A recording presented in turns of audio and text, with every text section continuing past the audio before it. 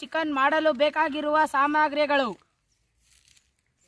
ಈರುಳ್ಳಿ, ಟೊಮೆಟೊ, ಹಸಿಮೆಣಸಿನಕಾಯಿ, ಹೆಚ್ಚಿರುವ ಶುಂಠಿ ಬೆಳ್ಳುಳ್ಳಿ ಪೇಸ್ಟ್, ಗರಂ ಮಸಾಲ, ಅಚ್ಕಾರದ ಪುಡಿ, ಮೆಣಸಿನ ಪುಡಿ, ಎಣ್ಣೆ ಹಾಕೊಳ್ಳೋಣ, ಅರಿಶಿನ, ಮೊಸರು, ಕೊತ್ತಂಬರಿ,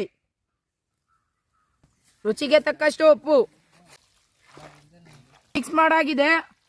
ಒಂದು ಅರ್ಧ ಗಂಟೆ ಚೆನ್ನಾಗಿ ಮಸಾಲೆ ಹಿಡೀಲಿ. ನೀರಿನಲ್ಲಿ ಹಾಕೊಳ್ಳೋಣ.